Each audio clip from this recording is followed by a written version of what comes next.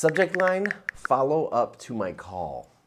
Hey loyalty loopers, this week I need your advice. Yep, that's right, I need your consumer advice. You see, I need to switch to a new bank and I need your help. You see, for 27 years I've banked with the exact same bank. Well, that's not exactly true, actually. You see, at first I was like a Bank Boston customer, and then Bank Boston got bought by Bay Bank, which then got bought by Fleet Bank, which then got bought by Bank of America. So I'm a Bank of America customer, not by choice, but by acquisition. Anyway, a few weeks ago, a Loyalty Loop subscriber actually asked me, how can banks improve their customer experience? So on this week's episode, we're gonna answer that question. How? By dissecting just one simple email interaction with my bank. And that one very simple email can teach us all a lot about creating a great experience, not just for banks, but in this case for banks. All of that and more on this episode of the Loyalty Loop from right here on the banks of the Ohio River in northern Kentucky. Covington, Kentucky, that actually you're looking at is Ohio, that's Cincinnati.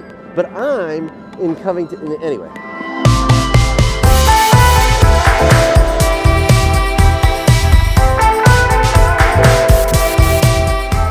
All right, the sun is going down out there, so I came inside.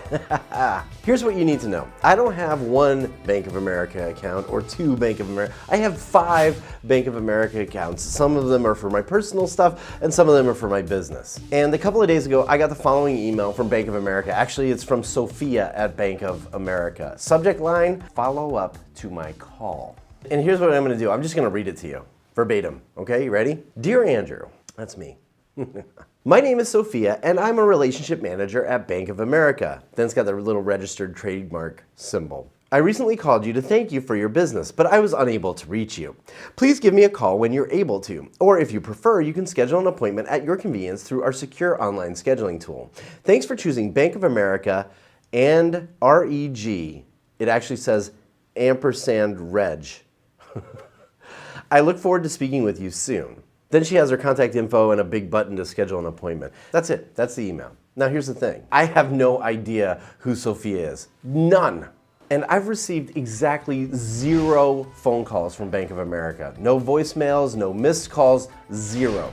So I'm immediately wondering, how did Sophia try to reach me? So I hit reply and I type the following. Sophia, comma, what number did you call? Andrew. So I hit send, and I start wondering, I wonder if they have the wrong phone number for me. When all of a sudden I get a response, like instantly. Address not found. Yeah, Sophia could not be found.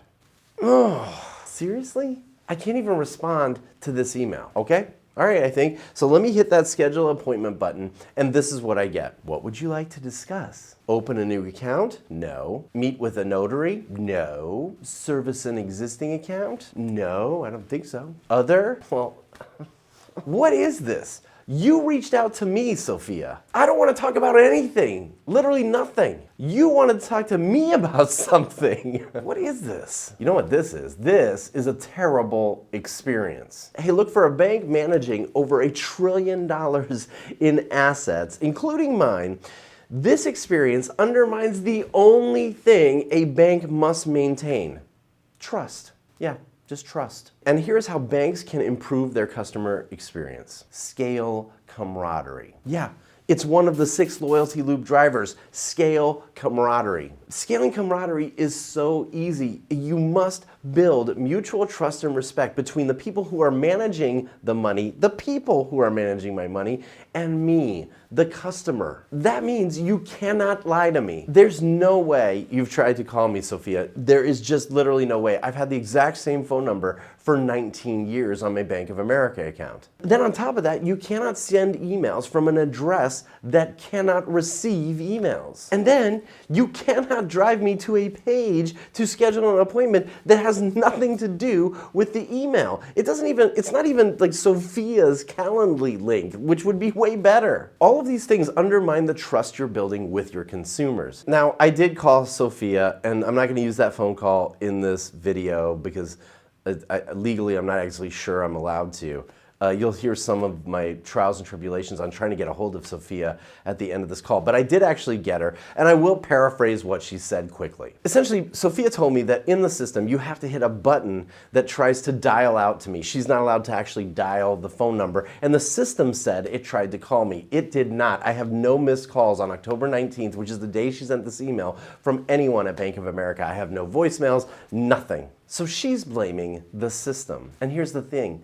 I don't care about Sophia's system. I care about my money and the trust that I've put in this institution to manage it. On top of that, Sophia doesn't have a LinkedIn account. I can't find her anywhere online. And I started to wonder if this was a phishing email, if I was being scammed by some con artist to get information about my Bank of America account. But no, this actually came from my bank. I started to wonder if I can even trust my bank. Now, here's my question for you. Because of this interaction and dozens of other interactions I've had with my bank, Bank of America, over the last 12 months, we want to switch banks. So what bank do you trust with your money? What bank has a trustworthy customer experience?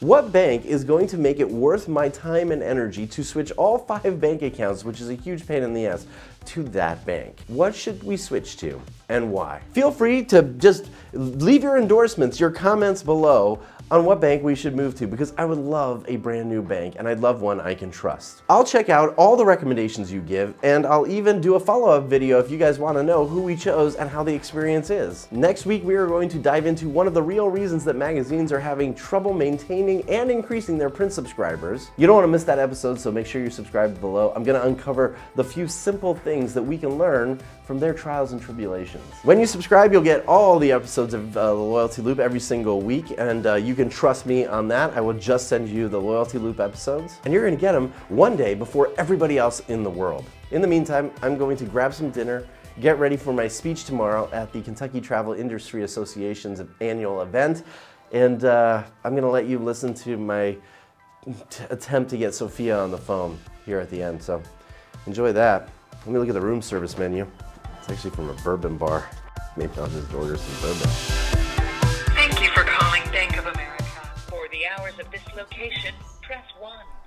To access your account details or complete other account transactions through our customer service want an extension. center, press 3.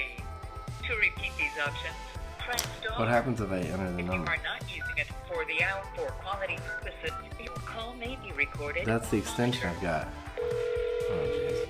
I just want an operator. Hi Sophia, I actually got an email from you a couple of days ago that said you recently tried to call me.